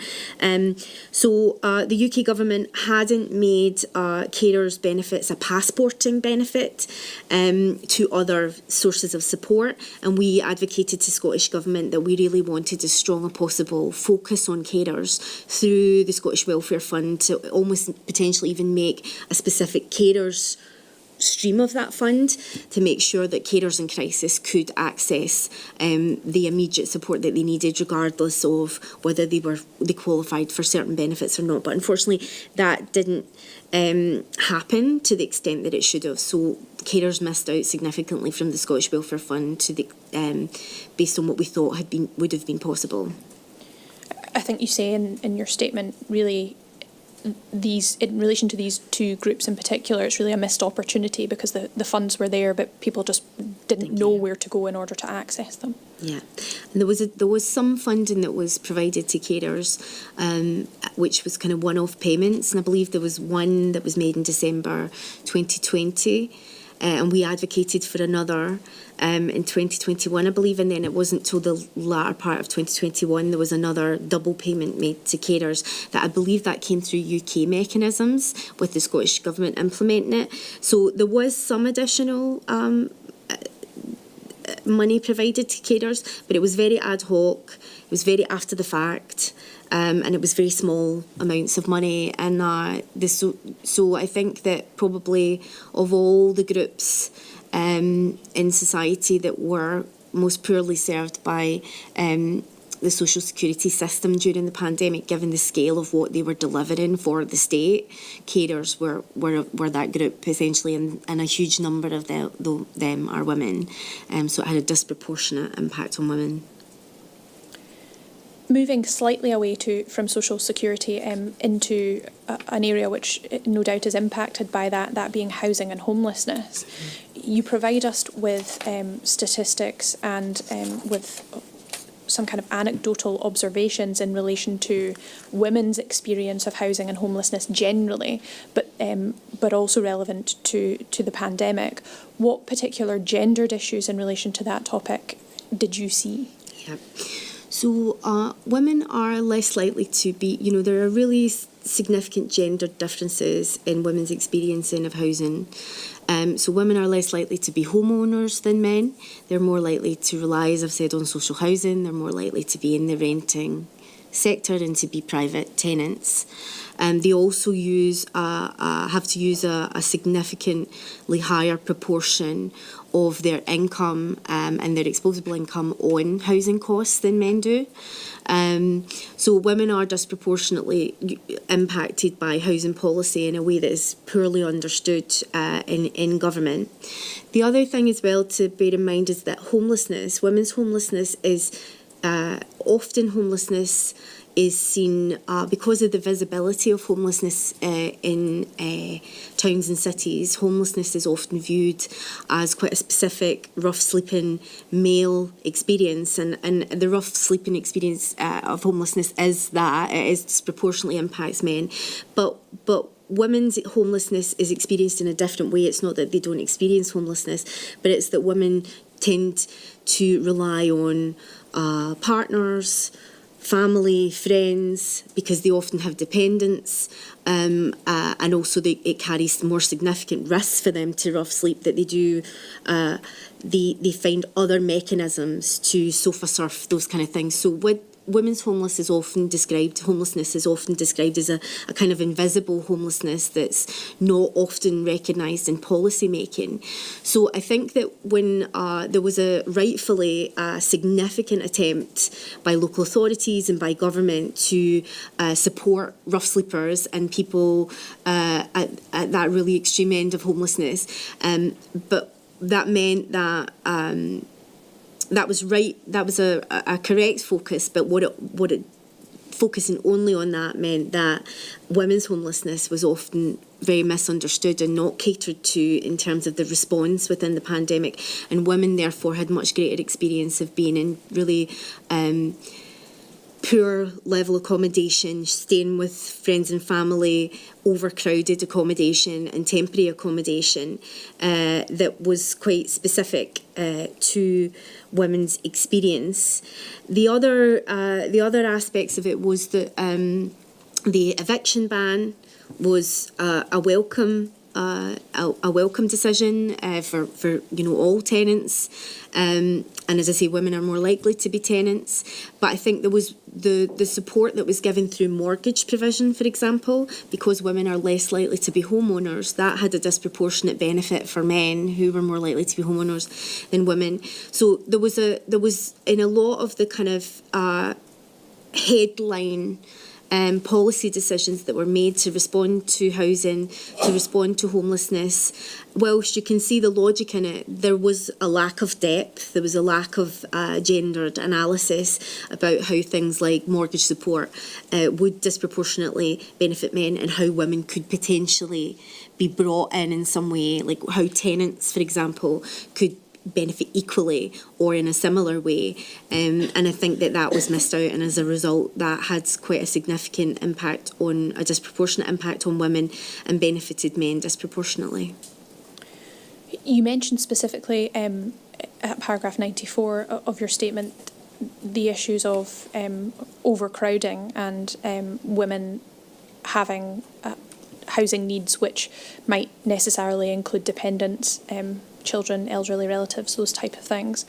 In relation to that particularly, what issues did the pandemic exacerbate? I think just to kind of reiterate, I think it was mostly the women's over-reliance on the private sector for housing as tenants. I think the lack of understanding of women's specific needs by housing teams, by homelessness teams, it meant that women were left to a greater degree to find solutions for themselves, and that led to more ad hoc arrangements in terms of living with family and friends, and relying on kind of refuge and temporary accommodation. And I think that led to quite significant harms to women in trying to manage the stress of that kind of housing situation, particularly with dependents in a way that maybe perhaps men didn't experience to the same extent. And then I think that there were specific groups of women where the impacts were even more severe. So refugee and migrant women, for example, and women in the system around with no recourse to public funds, they were heavily reliant on the kind of hotels and hostel accommodation. And they were in increased kind of vulnerable position during the pandemic because of that. So I think that it really is just an expression of a perception of how housing and homelessness occurs in Scotland and the UK that often doesn't factor in women's specific experiences and how women move through these systems. The policy responses don't design for women. They are often just designed with a kind of default idea of what the particular experience of people are. And I suppose you're mentioning the acute policy to address rough sleepers, just to move them into temporary accommodation, as a pandemic immediate example of that. Yeah.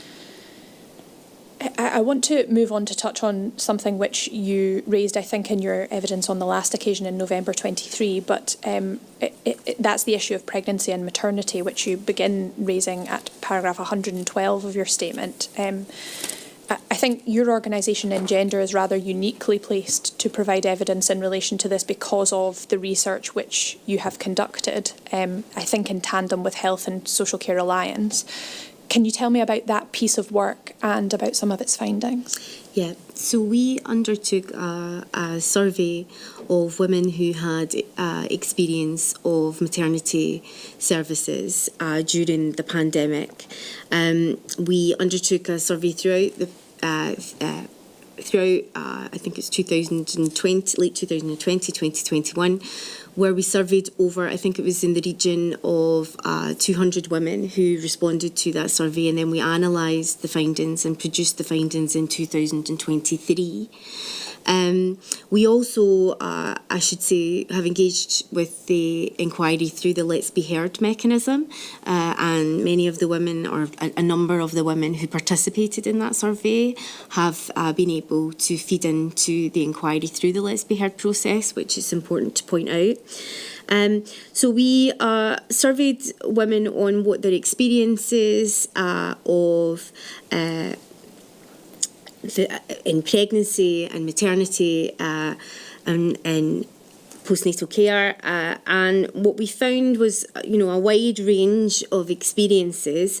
But if we're going to talk about, and obviously many of the women were went to huge lengths to recognise the pressure that the NHS staff were under, the uncertainty of the time, and the difficulties faced in the delivery of that care. But if we're to speak to some of the challenges that, women experienced during that period, I think that there was a great deal of concerns expressed around the standards of care during the period.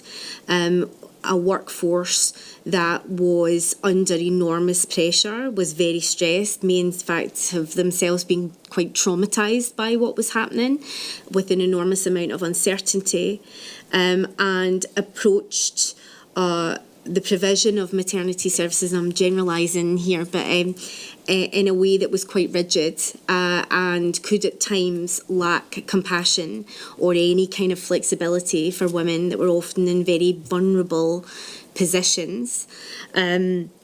So things like procedures being kind of rushed through without getting proper consent from women at vulnerable moments in their pregnancy or their delivery, negative attitudes from the staff, lack of patience with pregnant women. There was one example that I can think of where a woman with visual impairment had to go through labour without support and visual aids because there wasn't time, there wasn't space within the service for her to ask to get them. So there was a real concerns about the standards of care and the rigidity and lack of kind of flexibility and compassion and the meeting of women's needs in those very vulnerable moments, whilst also recognising the enormously pressured context that NHS staff were under. And then I think the thing that came through most strongly, I mean, the name of the report is Trauma, Abandonment and Isolation, and that was based on a woman's own description of what her experience of maternity services was during the pandemic. And one word that came up the most above all was isolation, that women felt very isolated in pregnancy, during the labour process, during appointments for scans, etc., and in the period post-birth, with support, in securing support on things like breastfeeding, postnatal depression, etc. So obviously, as I'm sure will have been discussed here in the inquiry, many women had to go to most, if not all, of their appointments without their partner to support them. In some instances, women were receiving really tragic news of pregnancy loss, miscarriage, etc., and dealing with that alone without the support of a partner. And also there was a significant variation in terms of whether partners were allowed at birth in the delivery room, whether they were allowed for a few hours, whether they were allowed for the day, whether they could come back. There seemed to be quite a wide variation in how national guidelines were being applied at the local level. So women didn't have any kind of certainty and might be hearing from other people and perhaps in their NCT classes who were having a much better experience, but there was no explanation as to why they were under such rigid confines. Also, another aspect of it was a very narrow focus on labour and delivery. Like, that was the crucial part for obvious reasons, but it meant that the care that women needed in and around that, so with things like breastfeeding, with postnatal depression, with immediate care for their child afterwards, those were they felt not taken as seriously because of the pressure the NHS was under. I think, there's a huge amount in that report, but I think that kind of covers it. The only final thing I would say is, communication and information seemed to be a huge issue. So a lot of women reported that they were given very inconsistent information, for example, around vaccines. So they would read national guidance, but then they would be told something different by the health visitor or by other NHS staff. And a lot of women reported going and just doing their own research, reading medical journals, reading emerging evidence on vaccines at that time, just to be able to make a decision, or calling in networks, but that has to be said that would be the experience for women from a particular educational point, or women who have a network that might include NHS staff or doctors, for example. So if you were a woman who English wasn't your first language, and maybe you don't have those networks, it must have been a very lonely experience. So yeah, that kind of gives a broad summary of what we found in our report. But finally, there was a lot of women who told us that it had had very lasting impact on them and their experience of motherhood, and their mental health and well-being in the longer term. Thank you for that, because that quite neatly takes us on to the next topic, which I think you have foreshadowed, and that being mental health and well-being, which you begin talking about at paragraph 118 of your statement.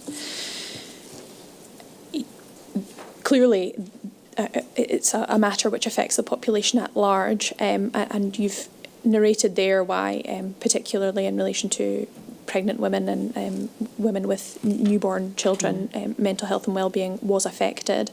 But more generally, in terms of the female population, what impacts on mental health and well-being were observed because of contributing factors to do with the pandemic?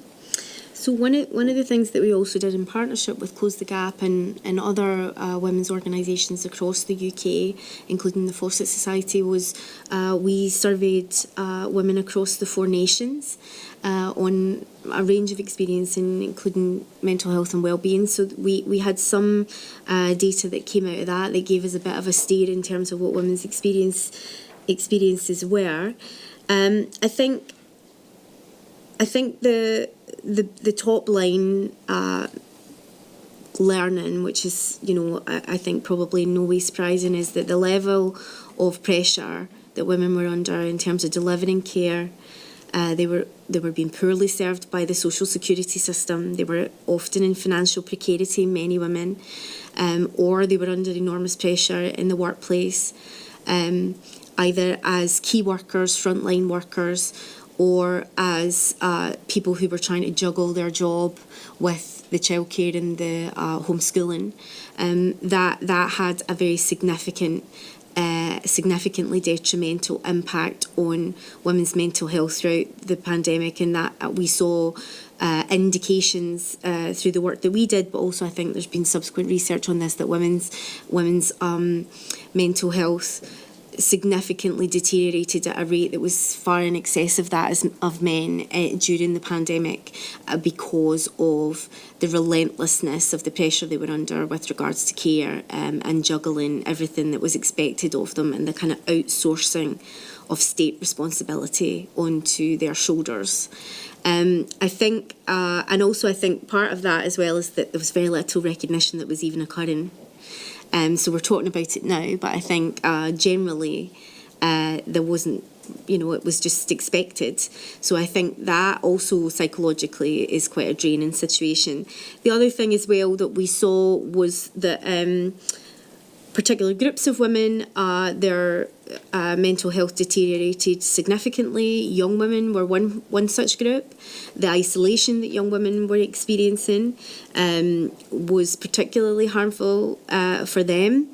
And I think disabled women were also a group that we saw quite significantly pronounced deterioration in mental health around. You tell us in paragraph 120 that women and men experience mental health in vastly different ways. I wonder if you can give us perhaps a summary of how that manifests and why that is relevant to pandemic issues. So women and men tend to experience mental health, as you say, quite differently, and in a very general way, and I'm not a medical practitioner, but the evidence is very clear. Women tend to experience poor mental health in a way that is more internalised. So they experience higher levels of anxiety than men. They experience higher levels of depression than men. And particularly for young women, these are very internalised experiences. Men tend to experience mental health in a much more externalised way. So there are higher rates of alcohol and drug abuse, suicidal ideation. However, there's women actually, it's very well understood that men experience higher rates of suicide attempts. Women experience higher rates of suicidal ideation. So women's is more internalised, men's is more externalised. And I think where that becomes quite relevant within the pandemic is that the lockdowns, the isolation, the loneliness of caring and having to manage homeschooling and the responsibility for disabled relatives, the responsibility for older relatives, for children, is very lonely and isolating and internalised. And I think that is something that has kind of been borne out and why, or is something that can help explain why women's experiences were so much more pronounced in terms of their deteriorating mental health than men were during the pandemic. You talk at paragraph 128 about something called the National Mental Health Strategy, and there really being a kind of opportunity in 2022 to take some action in relation to the pandemic problems that had been caused. But you say, I think ultimately that really limited attention was given to that, and I wonder if you can explain that a little bit further. Yeah. The other thing just to mention that I should say as well is, and I know that Women's Aid were here previously, but I think another major driver of women's mental health deterioration was increasing levels of domestic violence and abuse, and living with it and being forced to live with abusers, not having much in the way of routes out during the pandemic. So that also had a huge bearing on many women's mental health. But yeah, to go back to your point on the mental health strategy, so one of the things that has struck me, and it's maybe something that will come out more, is that there has been a window. What we hoped for, as terrible as things were during the pandemic, what I think in the women's sector we possibly hoped for was that there had been such a clear demonstration of gender inequality, of what gender inequality looks like, of what occupational segregation looks like, of how important women's unpaid caring role in society is and what it offers and delivers for society, and how critical it is.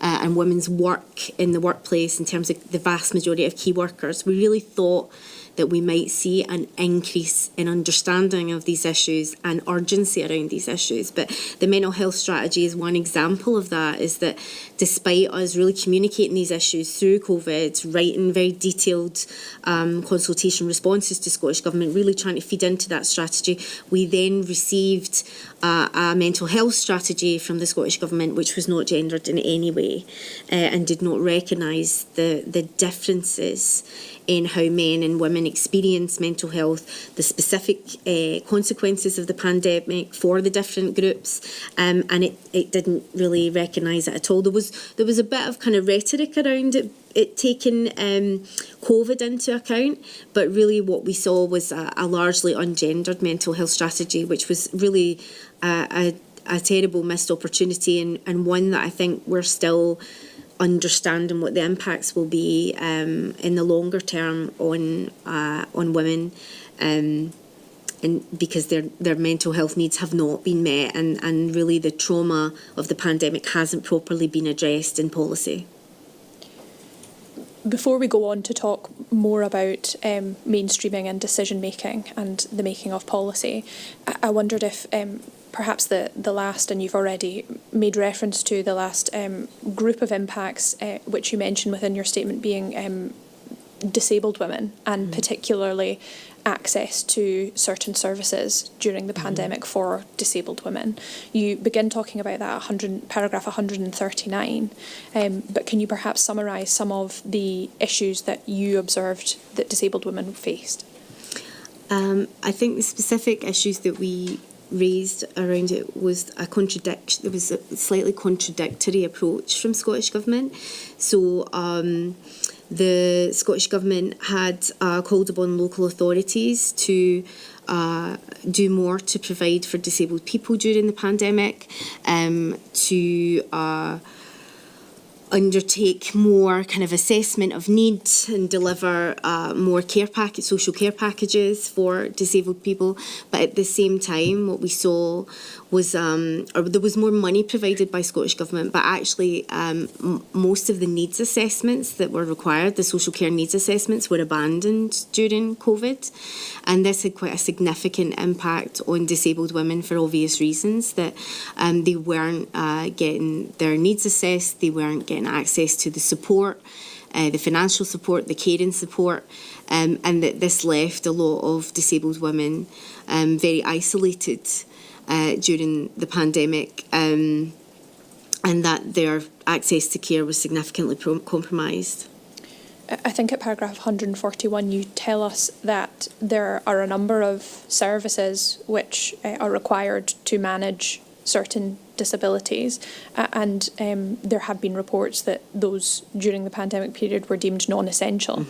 And that has been reported to you as something which greatly affected disabled women's experiences. Yeah, I think similar to, obviously we take an intersectional approach to our work, and what we mean by that is that we recognise that women don't have a uniform experience. So women who experience intersecting forms of discrimination often face really compounding, more difficult challenges.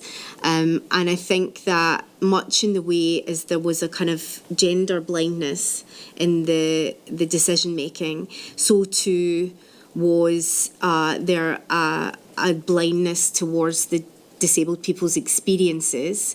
So services like the example that we give in the report is around audiology not being considered critical or essential services, is quite astonishing, really, given the centrality to people's quality of life and the necessity for people who are hearing impaired to be able to access those services. And I think that what we saw is a kind of double whammy for disabled women. That is absolutely an intersectional experience. So they were being discriminated against or experiencing disproportionate discriminatory impacts through a blindness of approach around disability in terms of decision making about what services were available, what were essential, what was not. And then they were also receiving a disproportionate impact as women through like the way we've discussed that the social security system wasn't meeting their needs, that the care, care packages weren't available to the extent that were required, or that the people who were caring for them weren't being given adequate support or financial support, and that the people who were caring for them were often family and friends, and they were under enormous pressure. So I think that it's just to understand that intersection, the fact that marginalised women experienced multiple compounding impacts because of a lack of equalities analysis and a lack of mainstreaming of equalities across decision making. Again, leads us very nicely on to the issue of gender mainstreaming and that being a factor in decision making. You obviously heard the evidence this morning on behalf of Close the Gap about their experience of attempting to influence policy and perhaps their analysis of whether mainstreaming did or did not take place in relation to emergency pandemic policies. But I wondered, on behalf of Engender, what your experience was. It was, I would say, we would absolutely second exactly and endorse exactly what Anna and Close the Gap have set out around mainstreaming. I think there were pockets of good practice that were largely led by equalities experts. So, as Anna has said, the equalities team within Scottish Government did their best. They're a small team, they're under-resourced. They foresaw some of the challenges. So one example of good practice is that they understood immediately the challenges that would come around domestic violence, and there was some more money found, for example, for domestic violence services, but that was one small team, and the understanding, so say for example if we go, that team understood it, but the housing teams, for example, didn't understand it. So, it's very, the fact that the Scottish Government didn't have a more developed, advanced, mature mainstreaming approach meant that you're relying on small groups of people being loud and noisy enough and effective enough and networked enough to make sure something is done. And that's just a very poor way to deliver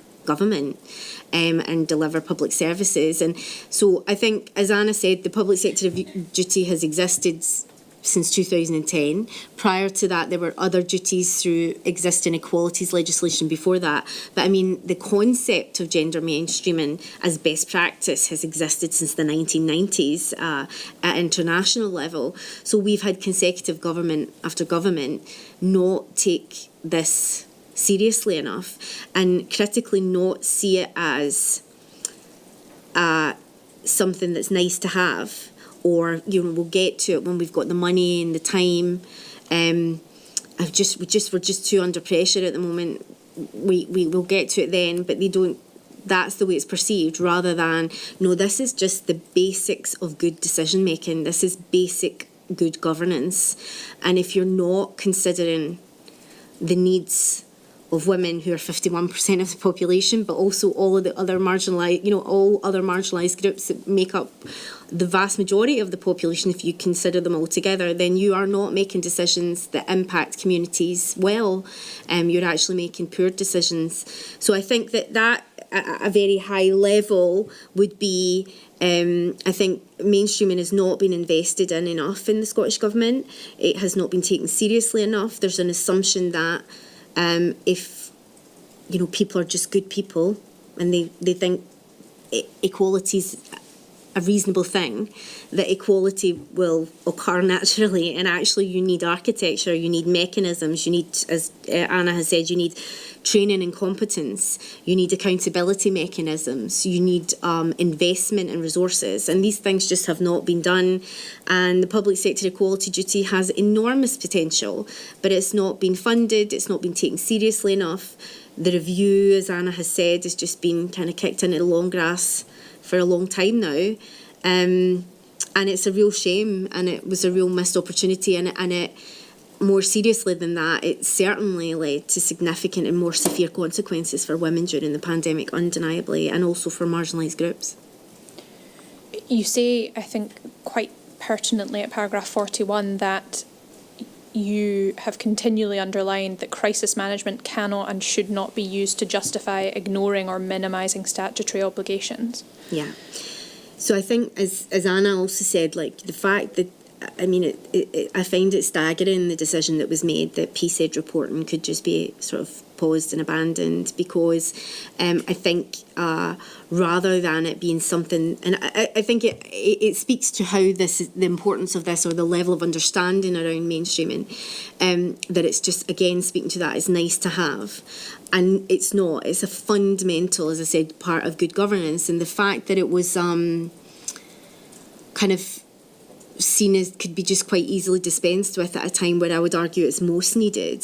And I think if you speak to, I'm not a public health professional, I worked in public health for many years, but I'm not a public health professional. But if you speak to any public health professional worth their salt, they will tell you that social determinants are every bit as important as medical interventions, and if you don't deal with social determinants, they will often undo medical intervention. So the fact that the social determinant of inequality was not understood as being central to any crisis pandemic response, just to be honest, it just kind of beggars belief, really, to me.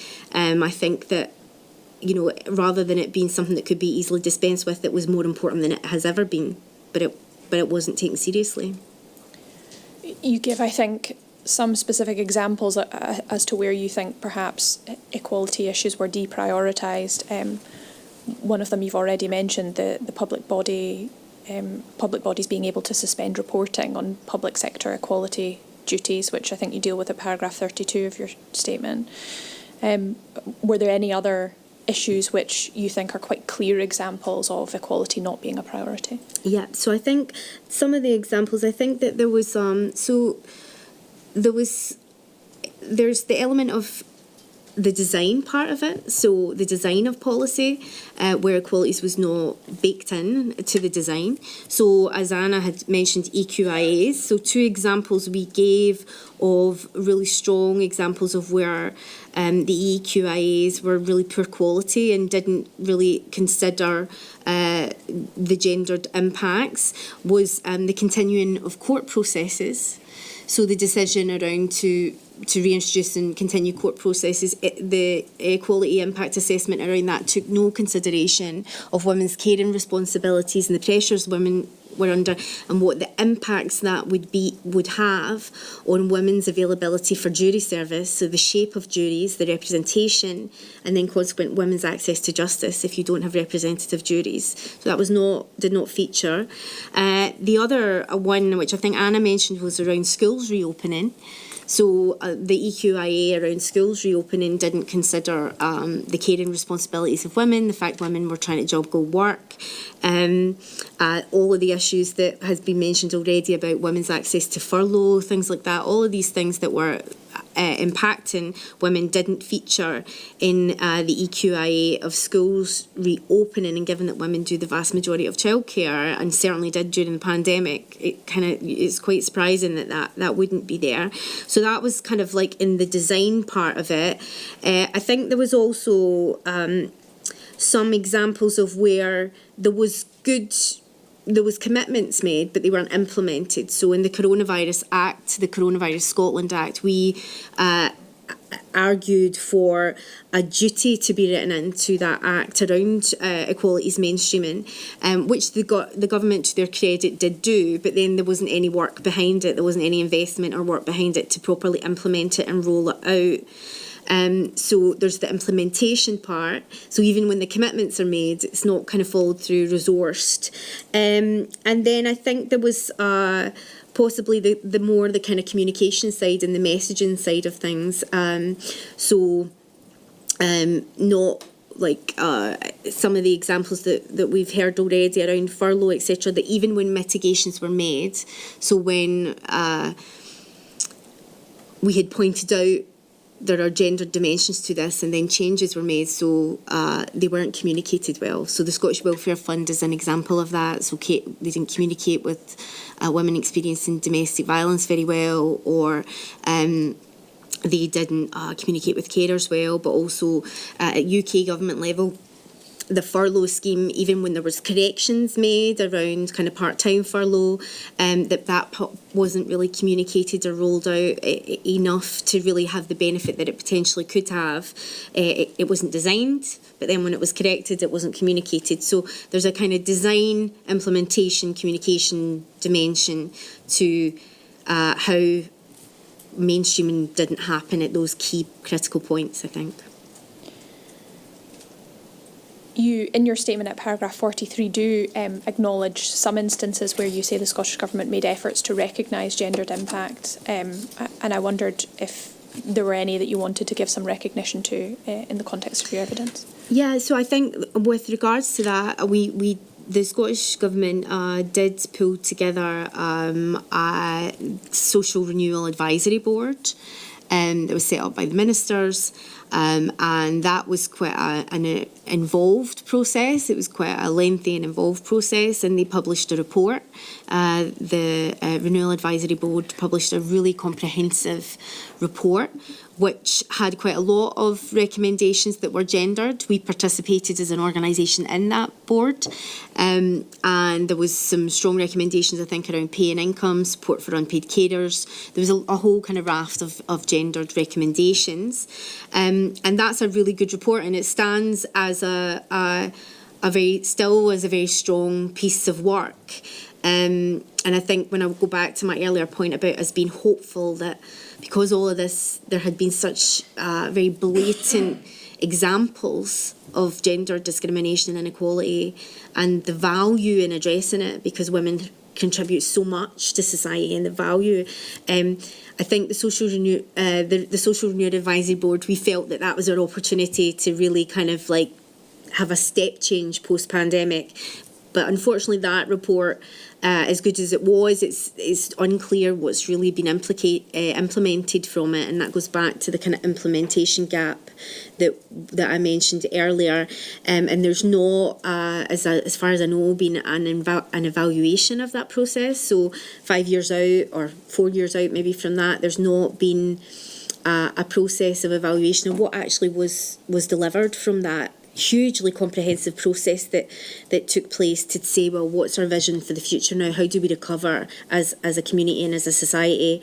An enormous amount of work was done around that, but it seems to have been largely forgotten. Like, we've all just kind of moved on, and that now kind of sits as a testament to the time, but not really an active document as far as I can see. You will have heard me ask Anna about her reflections following preparing evidence for this inquiry, but also following in the years following the pandemic, and with information still coming in to you as an organisation. You give some of those reflections, I think, in concluding remarks, which are at paragraph 177 of your statement.